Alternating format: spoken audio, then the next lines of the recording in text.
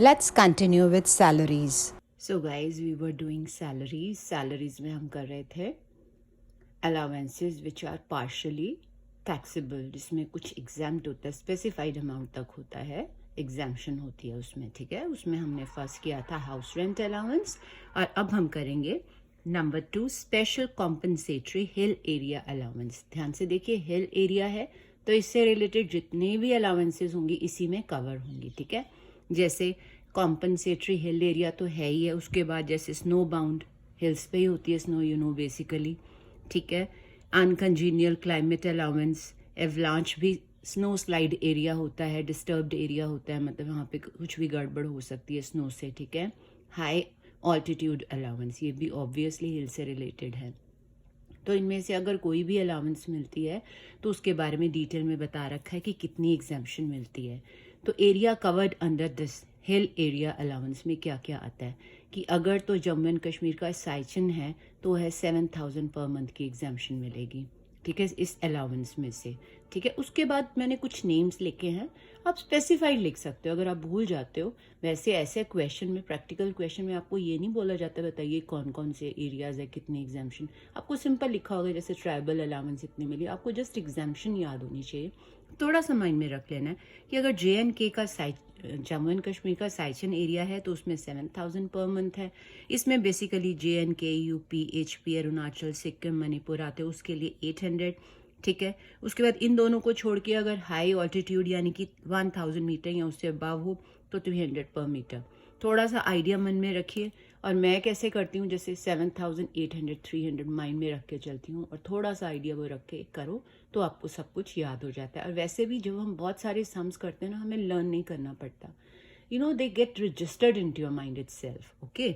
उसके बाद है special compensatory border area allowance. अब बॉर्डर से रिलेटेड क्या क्या हो सकता है देखिए, एक तो बॉर्डर एरिया है ही है, एक रिमोट लोकेलिटी वो भी रिलेटेड टू बॉर्डर होता है, डिस्टर्ब्ड एरिया हो सकता है, डिफिकल्ट एरिया हो सकता है, वो सब इसी में आती हैं बॉर्डर एरिया अलाउंस में, ओके।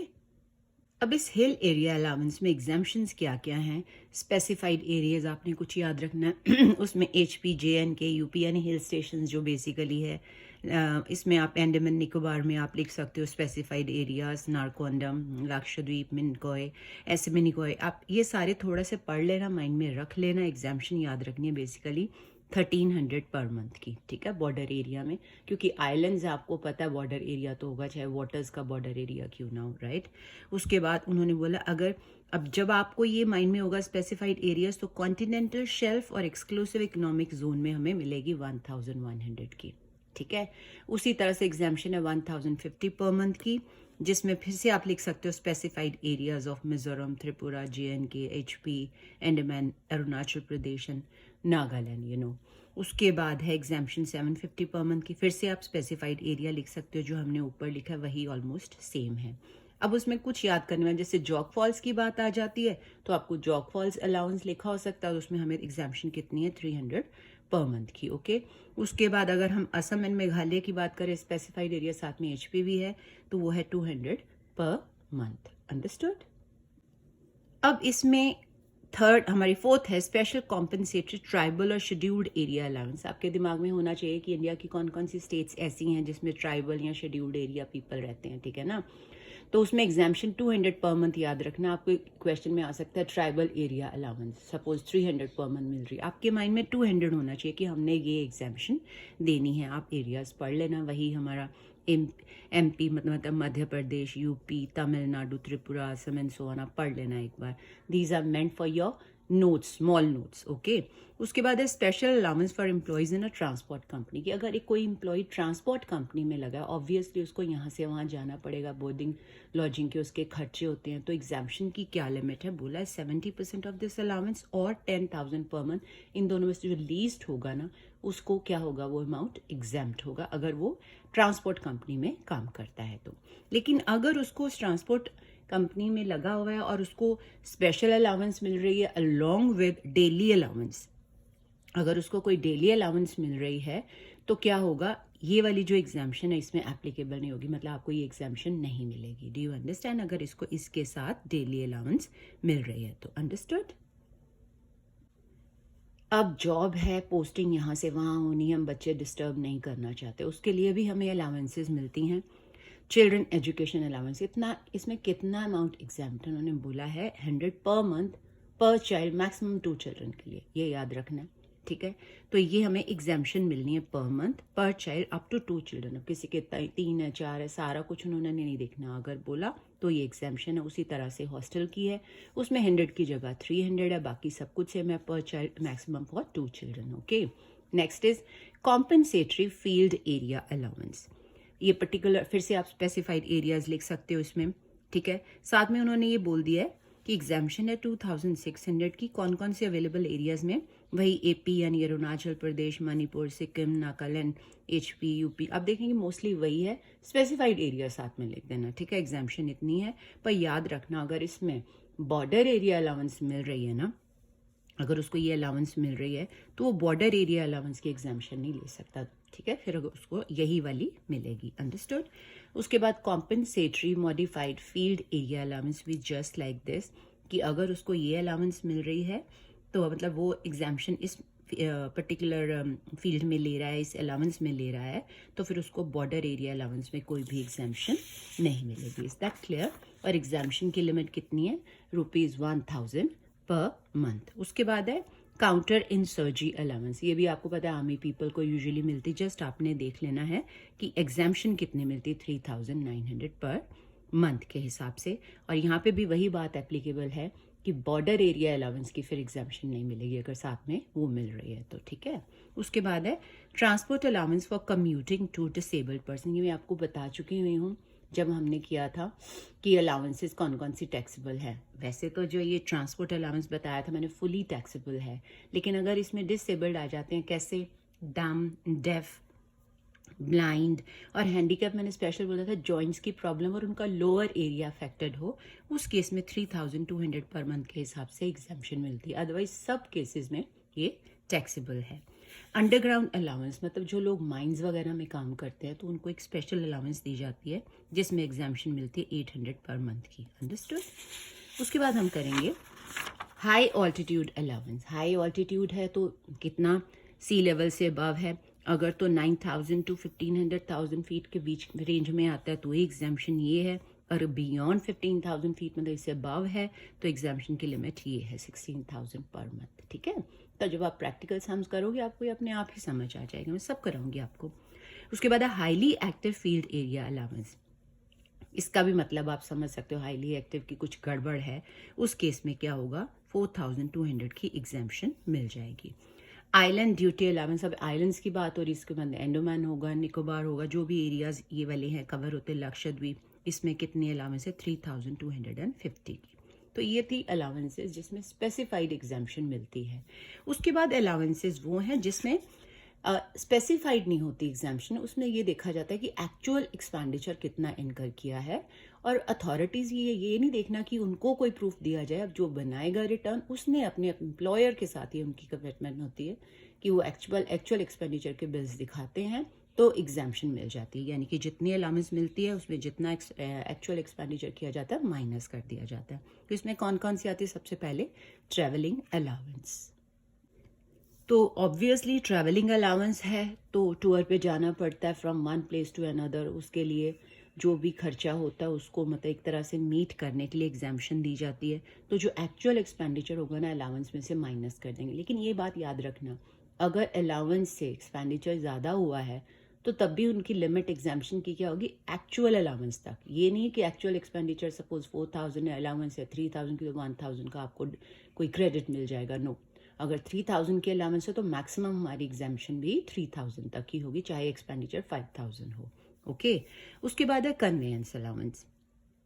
कन्वेंस में भी सेम है, यहाँ से वहाँ जाना पड़ता है, लेकिन इसमें घर का नहीं आएगा कि अगर वो अपने घर तक जाता है, ड्यूटी से घर तक जाता है, वो अलाउबल नहीं है। अगर वो ड्यूटी पे लगा एक प्लेस से दूसरी प्लेस में जाता है, उसको कोई कन्वेंस अलाउंस मिलती है तो एक्चुअल एक्सपेंडिचर की एग्जाम्पशन मिलेगी। अगेन अगर एक्चुअल एक्सपेंडिचर अलाउंस से ज़्यादा तो एक्चुअल एक्सपेंडिचर नहीं देखेंगे, अलाउंस मैक्सिमम जो है उसकी एग्जाम्पशन मिल सकती है, ओके। डेली अलाउंस भी जस्ट लाइक दिस, कि अगर आपको डेली अलाउंस मिलती है तो हमें फिर से वही प्लेस ऑफ वर्क में, ठीक है, यहाँ से वहाँ जाना पड़ता है, उसके लिए कोई अलाउंस मिलती है, एक्सपेंडिचर जो रास्ते में करते हैं उस चीज़ को मीट करने के लिए, तो एक्चुअल एक्सपेंडिचर हमें दिखाना पड़ता है। Again helper allowance just like this, कि फिर से एक्चुअल एक्सपेंडिचर दिखाओ, अलाउंस अगेन मैक्सिमम कितनी होगी, up to the amount of allowance, actual expenditure में be more than that. Research और एकेडमिक अलाउंस ये एजुकेशन फील्ड्स में मोस्टली काम आता है, तो इसमें भी जो एक्चुअल एक्सपेंडिचर होता है वो बियॉन्ड अलाउंस नहीं जा सकता, राइट। यूनिफॉर्म अलाउंस में क्या होता है कि कई कंपनीज अपनी यूनिफॉर्म देती हैं, ठीक है ना, या खरीदनी पड़ती है, तो उन्होंने बताया अलाउंस मिलती है, आप जितना खर्चा करते हो उसको खरीदने में या मेंटेन करने के लिए, वो खर्चा हम उस अलाउंस में से माइनस करेंगे, होगे, बाकी टैक्सेबल होगा। अगेन याद रखना कि अलाउंस जितनी है उससे बियॉन्ड नहीं हमें एग्जेम्पशन मिल सकती। अंडरस्टूड। अब हम करेंगे sums based on allowances.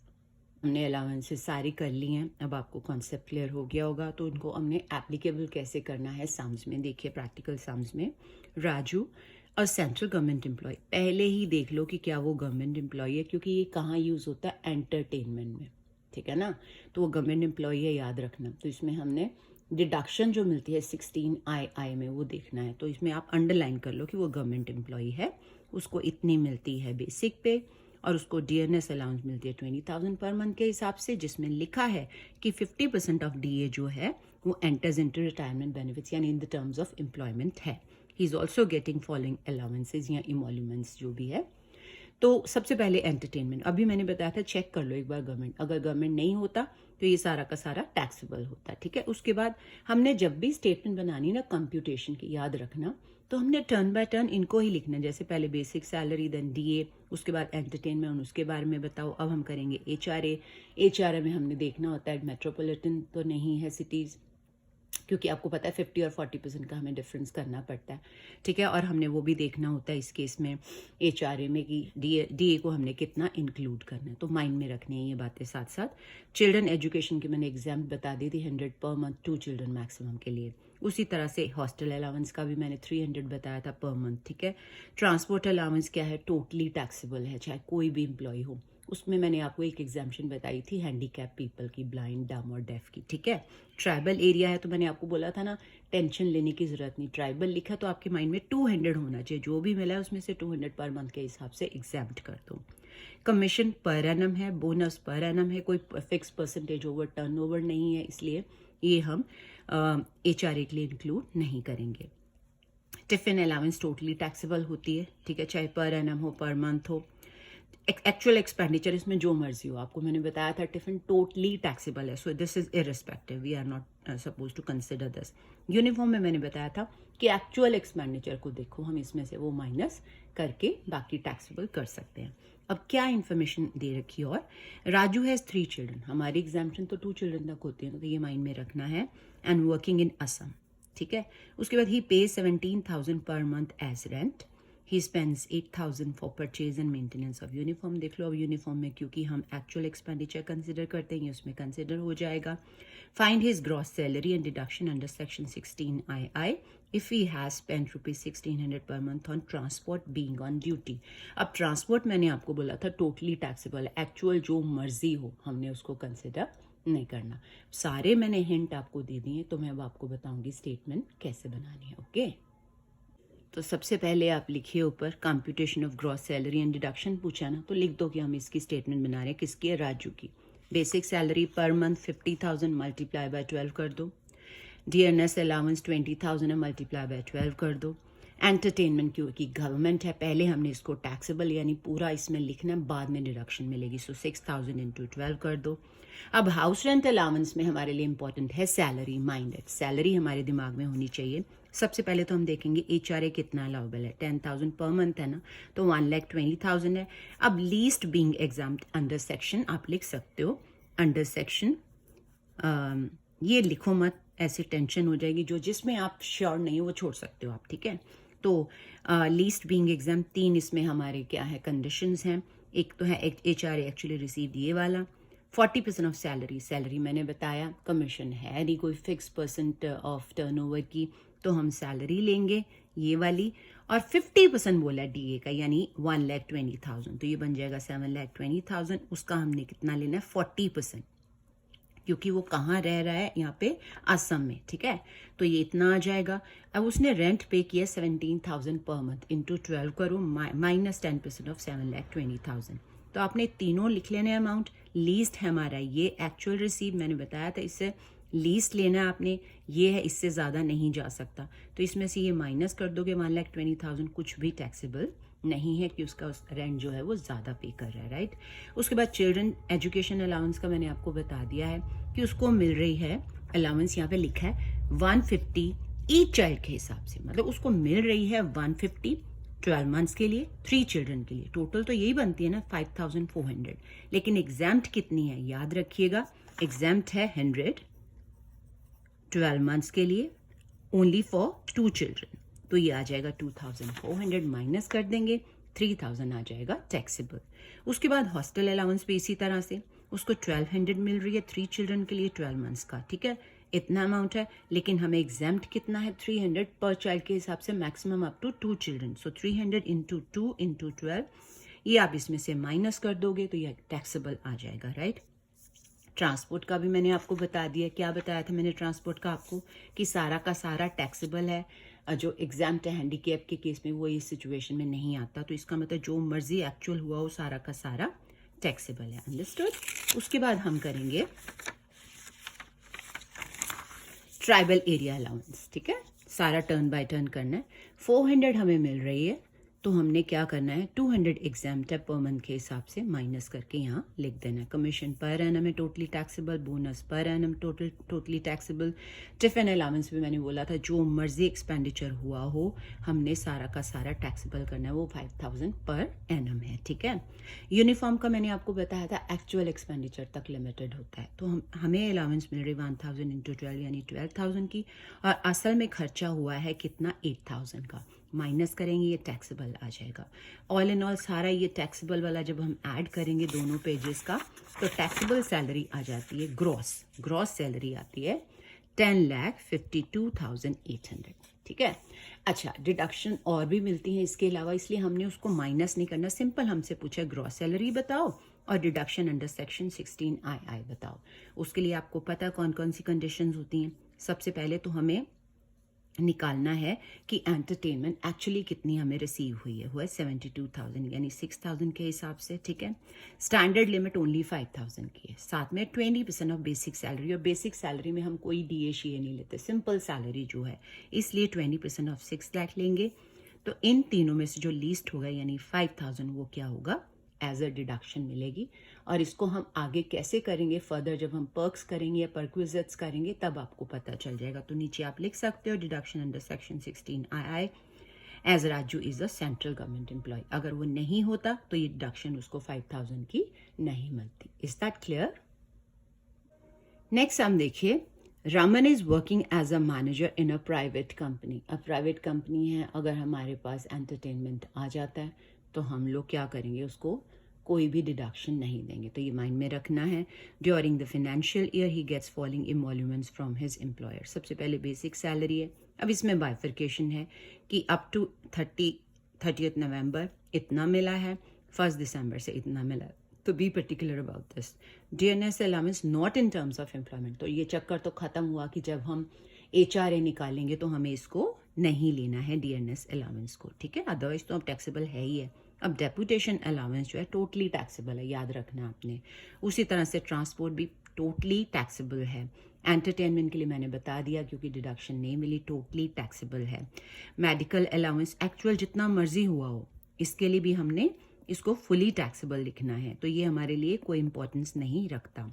Over time में भी क्या होता है, उसने जितना मर्जी ओवर टाइम किया हो टोटली टैक्सेबल है।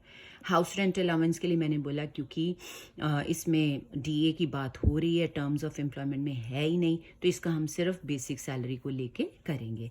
उसके बाद है हाउस रेंट के बारे में आगे भी पढ़ते हैं, लेकिन एजुकेशन अलाउंस मैंने बता दिया है 100 पर मंथ के हिसाब से। यहाँ पे लिखा है 200 पर मंथ पर चाइल्ड फॉर 1 चाइल्ड ओनली, तो हमने 1 चाइल्ड ही लेना मैक्सिमम एग्जाम्शन में भी। अब जब जो कंपनी है 1 चाइल्ड के लिए रही है तो be careful about this. Similarly for hostel allowance. Conveyance मैंने बताया था, कन्वेंस में हमने एक्चुअल एक्सपेंडिचर कंसिडर करना होता है कि जो हमें अलाउंस मिली उसमें से एक्चुअल माइनस कर देंगे। हेल्पर में आपके पास है 300 पर मंथ, तो इसमें भी क्या होता है, जो एक्चुअल एक्सपेंडिचर हम कंसिडर करते हैं, ठीक है। अब बताया क्या है, he resides in Kanpur and pays rent ₹5,500 पर मंथ टिल, यानी ये जो इंक्रीमेंट है कानपुर तक हुआ है, ठीक है, आई मीन कानपुर के बाद हुआ है। उसके बाद लिखा है देन इन दिल्ली, यानी कि जब उसका इंक्रीमेंट हुआ तो वो दिल्ली में चला गया, उसका रेंट जो पे है वो पर मंथ है मार्च 22 कितना है 7,000 पर मंथ, राइट। उसके बाद देखो क्या इंपॉर्टेंट है, ही हैज़ 2 चिल्ड्रन, लेकिन अलाउंस एक की मिल रही है, चाहे 2 चिल्ड्रन हो एक को ही हम एग्जाम्प्ट कर सकते हैं। एंटरटेनमेंट एक्सपेंसेस चाहे उसने जो भी पे किए टोटली टैक्सेबल है, ये भी मैंने बताया था। अब उसकी हमने ग्रॉस सैलरी और डिडक्शन निकालनी अगेन, ठीक है। अब हम इसमें बनाएंगे 2 पार्ट्स, किसके, बेसिक सैलरी के। अब देखा जाए तो 30th नवंबर तक 8 मंथ्स बनते हैं स्टार्टिंग फ्रॉम 1 अप्रैल, तो 20,000 उसको मिल रही 8 मंथ्स के लिए एंड 25,000 मिल रही है 4 मंथ्स के लिए। तो हम इनको करेंगे टोटल और यहाँ लिख देंगे DNS अलाउंस सिंपल 12 से के साथ मल्टीप्लाई करो, ये आ जाएगा। और वैसे भी HR के लिए हमने इसको अब नहीं लेना है। डेपुटेशन टोटली टैक्सेबल मैंने बताया था, ट्रांसपोर्ट भी टोटली टैक्सेबल मैंने आपको बताया था, एंटरटेनमेंट भी टोटली टैक्सेबल क्योंकि वो गवर्नमेंट एम्प्लॉय नहीं है, मेडिकल अलाउंस भी टोटली टैक्सेबल है, ओवर टाइम भी टोटली, ये मैं सब आपको बता चुकी हूँ। अब HRA सबसे इम्पॉर्टेंट है इसमें। हमने क्या करना है कि वो कानपुर में कब से कब तक रहा, जब तक उसका इंक्रीमेंट नहीं हुआ। तो वो चक्कर नहीं है कि हमारे बहुत सारे पार्ट्स बन जाए, जस्ट इंक्रीमेंट जब वो दिल्ली गया तब हुआ। तो इसका मतलब हम फर्स्ट वो पीरियड लेंगे 8 मंथ्स का जब वो कानपुर में रहा है। तो एक्चुअल उसको मिली है 40,000 की, और लीस्ट बीइंग एग्जाम्प्ट उसमें एक्चुअल वाली 40% ऑफ सैलरी तब उसकी कितनी थी 1,60,000 जब तक वो कानपुर में था, उसका 40%, और excess of rent paid over 10% of salary वो पे कर रहा है 5,500 मल्टीप्लाई बाय 8 माइनस 10% ऑफ 1,60,000, तो ये आ जाएगा। ये 160 क्यों लिया, 8 मंथ्स की है ना ये, ठीक है। इन तीनों में से लीस्ट है 28,000, तो 40,000 में से 28,000 माइनस कर दो, ये टैक्सेबल आ जाएगा। ये तो था part 1 of HRA। Part B में वो दिसंबर से लेके मार्च तक कहाँ रहता है, दिल्ली में, तो उसमें एक्चुअल उसको ये तो चेंज ही नहीं हुई, 5,000 इंटू 4 आ गया, ठीक है। अब लीस्ट बीइंग एग्जाम्प्ट उसमें फिर वही बात है, अब क्योंकि वो दिल्ली में रह रहा है तो 40 की जगह 50% आ जाएगा, 50% ऑफ, क्योंकि अब उस पीरियड की सैलरी बनती 1,50,000 excess of rent paid over 10% of salary, अब वो पे कर रहा है 7,000 4 मंथ्स के लिए एंड 10% ऑफ 1 लाख सैलरी, ये ठीक है। इन तीनों में से लीस्ट है 18,000, माइनस करेंगे 2,000, टैक्सेबल हो जाएगा, ठीक है। एजुकेशन का मैंने आपको बताया था 201 चाइल्ड के लिए मिल रही है 12 मंथ्स के लिए, टोटल बनता है 2,400। एग्जाम्पशन में 2 नहीं लेने क्योंकि एक के लिए मिल रही, एक ही लेना है, 100 इंटू 1 फॉर 12 मंथ्स, तो ये माइनस कर देंगे 1,200 आ जाएगा टैक्सेबल। हॉस्टल का भी सेम है, 1 चाइल्ड के लिए मिल रही है, लिख के यहाँ पे भी सिर्फ 1 चाइल्ड लिख के हम माइनस कर देंगे, ठीक है। यहाँ पे 2 क्यों नहीं लिखा, क्योंकि 2 के लिए नहीं मिल रही है। कन्वेंस का मैंने बोला था एक्चुअल माइनस करिए, अब इतनी हमारी अलाउंस है, एक्चुअल एक्सपेंडिचर करेंगे minus as exempt 600 taxable. Helper allowance है हमारे पास 3,600 की, और एक्चुअल एक्सपेंडिचर हुआ 3,000, अब इससे ज़्यादा हुआ है, मैं बताती हूँ आपको। हेल्पर का खर्चा हुआ है 3,800, ठीक है, लेकिन अलाउंस से ज़्यादा एग्जाम्पशन नहीं मिल सकती, तो हम उसको अलाउंस जितनी ही एग्जाम्पशन यहाँ पे देंगे 3,600 की, माइनस कर देंगे, कुछ भी टैक्सेबल नहीं आता। तो सारे टैक्सेबल पोर्शन को जब आप प्लस करोगे तो ये आ जाएगी सैलरी 4,46,800। अब क्योंकि वो गवर्नमेंट एम्प्लॉय नहीं है तो जो डिडक्शन अंडर 16 है उसको नहीं मिलेगी। Is that clear? और मैंने स्पेशल यहाँ लिख भी दिया है कि HRA पर्पस के लिए सैलरी में हम DA को इंक्लूड नहीं करें because it's not in the terms of employment. Understood? So guys, if you're getting any benefit out of it, आपको कोई भी लग रहा है कि you are understanding better, मैं शॉर्ट नोट दे रही हूँ या अच्छा दे रही हूँ या नहीं दे रही हूँ, whatever, you can criticise me too in the form of comments. मेरे कॉमेंट सेक्शन में लिखिए, कुछ और स्पेशल चाहिए तो just ask about it in the comment section and kindly like if you like it and give me the feedback so that I can improve also in future. So that's all for today, guys. Take care. Bye bye.